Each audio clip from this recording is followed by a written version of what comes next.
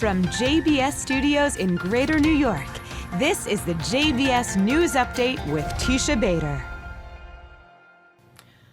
I'm Teisha Bader with the JBS News Update for Monday, December the 2nd, 2024. We open with the sad news that American-Israeli 21-year-old Omer Neutra, thought to have been held as a live hostage by terror group Hamas in Gaza, was murdered by Hamas terrorists during the Hamas massacre of October the 7th of last year, his body being held hostage in Gaza. Neutra was born and raised on Long Island, New York. He had come to Israel to serve as a lone soldier and was a tank platoon commander in the IDF. The IDF saying today we can confirm based on intelligence that he was killed in battle on October the 7th, and his body has been held hostage in Gaza since. Omer's parents, Orna and Ronen, have been fighting tirelessly for his and all the hostages' release for the last 14 months, meeting with President Biden and many others and rallying nonstop for their son. And the president released a statement today saying, "Jill and I are devastated and outraged to learn of the death of Omer Neutra, an American citizen whose body Hamas has apparently been holding since they killed him during their brutal terrorist attack October the 7th. Omer was just 21 years old when he was taken by Hamas. He was serving as a tank commander in an Israel Defense Forces unit that was among the first to respond to Hamas's campaign of cruelty, risking his life to save the lives of others.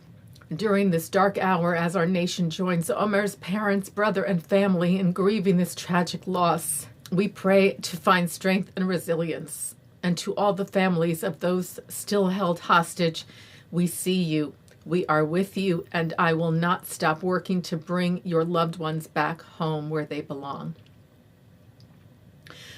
Hamas on Saturday released a propaganda video of another American-Israeli hostage, Elan Alexander, held in Gaza. Israeli Prime Minister Benjamin Netanyahu spoke with Elan's family, his office wrote, in the wake of the cruel psychological warfare publication of a video in which a sign of life was received from Elan.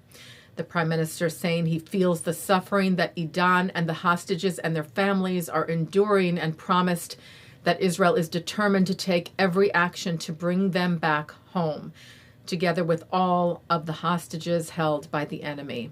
The White House called the video of Elan Alexander a cruel reminder of Hamas's terror against citizens of multiple countries, including our own. We have been in touch with Elan's family.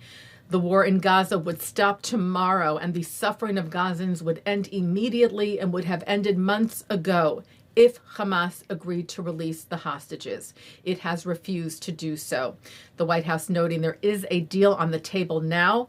President Biden and the U.S. will continue to work around the clock to secure the release of our citizens, including through diplomatic efforts and by increasing pressure on Hamas terrorists through sanctions, law enforcement actions, and other measures. Saying on behalf of the Alexanders and all the families of the hostages still being held by Hamas, we will never cease in our efforts to secure their immediate release. Elan's father, Adi, addressed a rally in New York yesterday for the hostages, calling on American leaders, current and incoming, and Israeli leaders to do everything possible to reach a hostage release deal, saying this is not a moment for politics or hesitation. This is a moment for courage, collaboration, and decisive actions. And an IDF soldier was killed on Friday fighting terrorists in Gaza. He is 20-year-old Staff Sergeant Zamir Burke.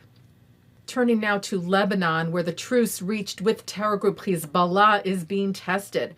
The IDF said today that Hezbollah launched 2 projectiles towards the area of Har Dov in northern Israel. The rockets fell in open areas and no injuries were reported. The IDF also noted it acted last night and this morning following a number of Hezbollah operations in Lebanon that posed a threat to the state of Israel and violated the understandings between Israel and Lebanon. Those operations included, the IDF said, hitting a number of Hezbollah terrorists and vehicles used to transfer weapons, which posed a threat to the state of Israel in violation of the truce. A rocket was also fired at southern Israel today from Gaza. It was intercepted. Taking a look now at our programming for tonight on JBS for Monday, December the 2nd at 7 o'clock. FIDF CEO Steve Weil is joined in discussion by Eric Mandel, founder and director of the Middle East Political and Information Network. At 8, Abigail Pogrebin speaks with Israeli journalist Amir Tibon to discuss The Gates of Gaza, his book detailing his family's survival during the October 7th massacre. At 8:30, Eric Goldman speaks with Elan Golod, a former IDF soldier and director of the film Nathan-ism, his documentary about a Jewish soldier who chronicled the Nuremberg Trials through a self-invented art form. At 9, Avi Hoffman talks about his project, the Dachau album. At 10, it's Good Week Israel, which is also coming up next. At 10:30, an encore of the news. And that's the JBS News Update for Monday, December the 2nd, 2024. I'm Teisha Bader. Am Yisrael Chai.